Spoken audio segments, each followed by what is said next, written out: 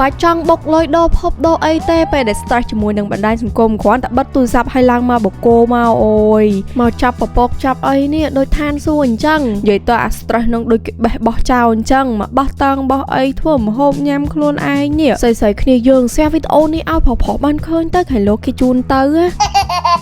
មួយថ្ងៃហ្នឹងខ្ញុំនៅជាប់នៅភ្នំពេញរហូតដោយសារតែជាប់រវល់ការងារហើយដល់ពេលថ្ងៃហ្នឹងចេះជិះលេងទៅស្រាប់តែទៅដល់កពតហើយកពតឥឡូវអែមែនតើបងប្អូនណាមានសេះសមុទ្រមាននាឡិកាយៈហើយជាពិសេសហ្នឹងអាបាញ់ទឹកនេះតែខ្ញុំថតពេលយប់ឲ្យបងប្អូនមើលឥឡូវនេះគឺនៅពេលថ្ងៃឡើយទេឡើយនេះយើងចេញទៅបូកគោហើយរឿងភ្នំបូកគោមួយគឺថាអាសាទៅខ្លាំងមែនតើទោះបីជាអត់មានការងារក៏ដោយក៏ឡើងទៅបោះតង់អីគេងសម្រាប់លំហែកាយដែរ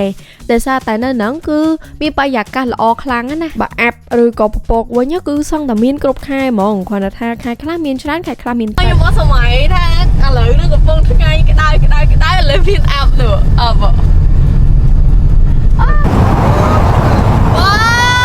អានេះកណ្ដាលថ្ងៃចាស់ហាមានអាប់មានពពកប៉ុណ្ណឹងអូនិយាយពីថា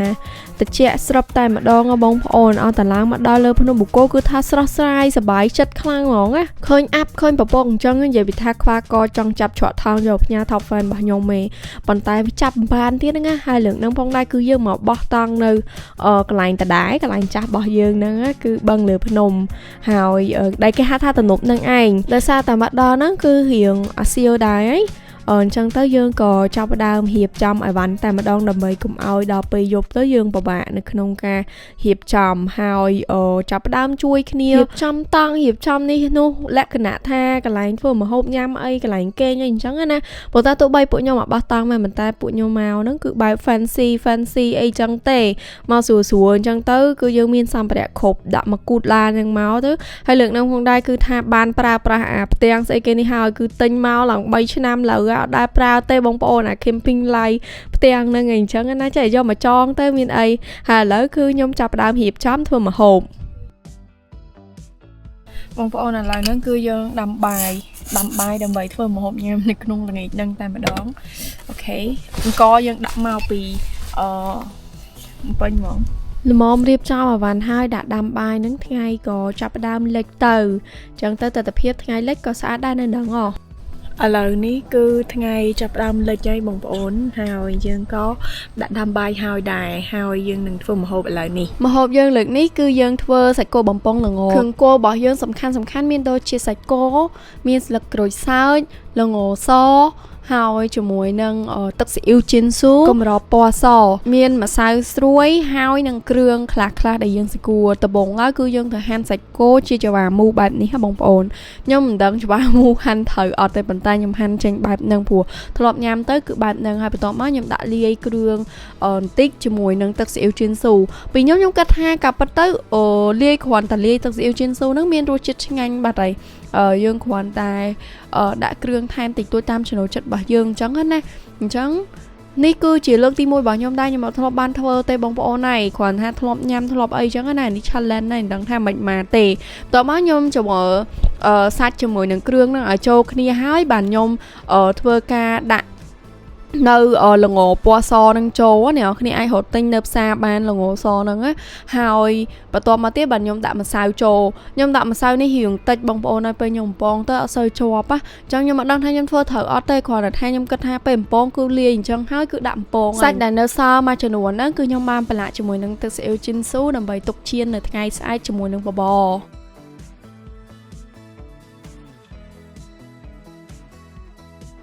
បន្ទាប់ពីយើងលាយគ្រឿងសាច់រួចរាល់ហ្នឹងយើងក៏បានបើកខ្ទះដើម្បីឲ្យក្តៅហើយបន្ទាប់មកទៀតគឺយើងបានចាក់ប្រេងឆារបស់យើងចូលខ្ញុំដាក់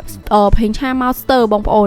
នចង់កំប៉ុងដាក់ប្រេងច្រើនជាងហ្នឹងណាអញ្ចឹងយើងក៏បានដាក់សាច់ចូលនិយាយទៅដូចខ្ញុំនិយាយចឹងខ្ញុំអត់ដឹងថាខុសត្រូវទេបើបងប្អូនឃើញកុំប្រកាន់អីនិយាយទៅអត់តបានញ៉ាំឯនេះអញ្ចឹងខ្ញុំក៏ចាប់ផ្ដើមកាយវាកូវាអីហើយថែមសឹកដាក់សឹកក្រូចអីចឹងណាដើម្បីឲ្យវាស្រួយទាន់គ្នាខ្ញុំមានអារម្មណ៍ថាទោះបីជាខ្ញុំធ្វើទៅវាអត់សូវជាប់ល្ងសហើយនឹងមានរូបរាងដូចគេលក់នៅក្នុងហាងប៉ុន្តែរសជាតិនេះគឺឆ្ងាញ់មែនតើហើយឈ្ងុយទៀតដោយសារតែទឹកស៊ីអ៊ីវជីនស៊ូនៅក្នុងហ្នឹងអញ្ចឹងទៅមានអារម្មណ៍ថាប្លែកចាបន្ទាប់ពីវាឆ្អិនហើយគឺខ្ញុំទុកវាបន្តិចសិនហើយបន្ទាប់មកខ្ញុំមកធ្វើមួយមុខទៀតគឺសាច់គោខ្មែរ steak បងប្អូនសាច់គោបំពងល្ងយើងគឺបានឆ្អិនហើយប៉ុន្តែគឺយើងមានមួយមុខទៀតគឺសាច់គោចៀនsteak ប៉ុន្តែនេះសាច់គោ steak ប៉ុន្តែសាច់គោខ្មែរយើងឯងហើយសំខាន់ខ្ញុំធ្វើទឹកជ្រលក់ steak នេះដោយប្រើជីនស៊ូដូចគ្នាហើយឈ្ងុយណាឈ្ងុយអត់បងឈ្ងុយហ្មងសាច់គោបំពងល្ងនិយាយទៅវារៀងស្ទើរល្ងបន្តិចហើយវាអត់ជាប់ដូចគេលក់ទេប៉ុន្តែយ៉ាងណាមិញឆ្ងាញ់ព្រោះដោយសារតែយើងលាយគ្រឿងត្រូវហើយយើងអាចញ៉ាំបើថាអ្នកនរគ្នាស្ទើរគ្រឿងស្ទើរអីអាចញ៉ាំជាមួយនឹងទឹកស៊ីអ៊ីវជីនស៊ូបាននិយាយទៅអានេះលក្ខណៈថាកាលខ្ញុំនៅក្មេងខ្ញុំញ៉ាំរហូតហ្មងល្បីមកយូរហើយយើងជ្រលក់មួយទឹកស៊ីអ៊ីវជីនស៊ូថែមញ៉ាំហ៎ខ្ញុំហើយបាយខ្លាំងណាស់បងប្អូនខ្ញុំមានអារម្មណ៍ថាជឿនស៊ូនេះហាក់ដាក់ម៉ាច់ត្រូវជាមួយនឹងសាច់តែម្ដងធ្វើឲ្យសាច់របស់យើងហ្នឹងឆ្ងាញ់ជាងធម្មតាទៀតសូម្បីតែស្លឹកក្រូចដាក់បំពងជាមួយនឹងសាច់ហ្នឹងក៏ទទួលបានរសជាតិពីទឹកស៊ីអ៊ីវជឿនស៊ូដែរឡើងឈ្ងុយឆ្ងាញ់ហ្មងជួយស្វាស្ងាត់ហ្មងអីគេមិនបុកលើដោភពដោអីទេតែតែជឿនស៊ូមកដកមកឡើងមកបុកគោមកហ្នឹងដោភពបានហើយហើយមកអូយមកញ៉ាំបាយខ្ញុំចង់ណែនាំអ្នកទាំងអស់គ្នាខ្លាំងមែនតើគួរតែមានទឹកស៊ីអ៊ីវជឿនស៊ូនេះម្នាក់មួយឬក៏លើសពីមួយនៅក្នុងផ្ទះឬក៏ទិញយកទៅធ្វើដំណើរទៅណាឡើងភ្នំឡើងអីអញ្ចឹងណាដូចពួកខ្ញុំមកធ្វើម្ហូបអូនិយាយទៅ all in one ហ្មងទឹកស៊ីអ៊ីវនេះជួយបានច្រើនណាស់ពេលយើងញ៉ាំបាយញ៉ាំអីហើយយើងក៏បានញ៉ាំផ្លែឈើបន្តិចហើយយើងអង្គុយនិយាយគ្នាលេងរួចរាល់យើងក៏នាំគ្នាចូលគេងដោយសារតែយប់ដែរ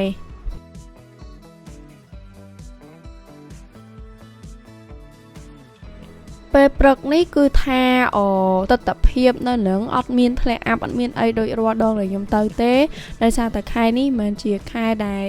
មានអាប់មានភ្លៀងអីទេអញ្ចឹងទៅគឺយើងបាន enjoy មើលទស្សនភាពតែវាមានអាប់តិចតិចនៅលើទឹកបងប្អូនបន្ទាប់មកយើងក៏បានមកដាំបបរហើយជៀនសាច់ដែលខ្ញុំបានប្រឡាក់ជាមួយទឹកស៊ីអ៊ីវជីនស៊ូកាលពីយប់មិញហ្នឹងយកមកញ៉ាំមុននឹងយើងត្រឡប់ទៅភ្នំពេញវិញ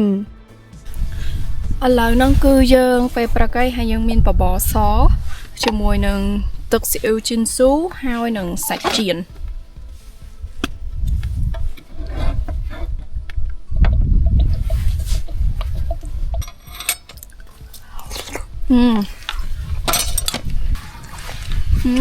ជាតិបន្ទាប់ពីញ៉ាំរួចរាល់ហើយហ្នឹងគឺយើងបានរៀបចំឲ្យបានដើម្បីត្រឡប់មកភ្នំពេញវិញប៉ុន្តែមុននឹងត្រឡប់មកវិញហ្នឹងគឺខ្ញុំបានឈានចូលទៅ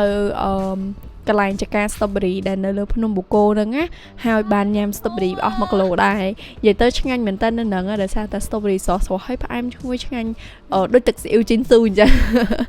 ចឹងពីខ្ញុំទៅគឺខ្ញុំចង់លើកទឹកចិត្តឲ្យបងប្អូនអ្នកគ្នាកាត់បន្ថយពេលវេលាប្រើប្រាស់បណ្ដាញសង្គមទៅលើរឿងដែលប៉ះពាល់ទៅដល់ផ្លូវចិត្តរបស់អ្នកទាំងអស់គ្នាហើយ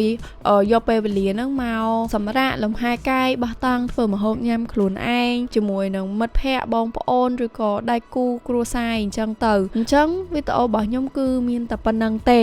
អរគុណបងប្អូនអ្នកគ្នាដែលបានតាមដានទស្សនាតាំងពីដើមរហូតដល់ចប់ហើយសង្ឃឹមថាវីដេអូនេះនឹងបានកំសាន្តចិត្តអ្នកទាំងអស់គ្នាមួយវិញទៀតបើសិនជាដើរលេងកុំភ្លេចយកទឹកស៊ីអ៊ីវជីនស៊ូទៅតាមផងព្រោះថា all in one ហ្មងនៅក្នុងជីនស៊ូនេះទាំងឈ្ងុយទាំងឆ្ងាញ់ហើយតម្លៃសមរម្យទៀតបងប្អូនអាចរកទិញបាននៅតាមរយៈតូបផ្សារតូចធំឬក៏ម៉ាត supermarket អីផ្សេងៗនឹងឯងដែលនៅជិតបងប្អូនអ្នកគ្នាឬក៏បើមានចម្ងល់អីផ្សេងៗអាចតាក់ទងទៅ page Jinsu Food Cambodia បានអរគុណច្រើនជួបគ្នានៅវីដេអូក្រោយទៅកន្លែងផ្សេងទៀតជាមួយខ្ញុំនារីចល័តចបាយបាយ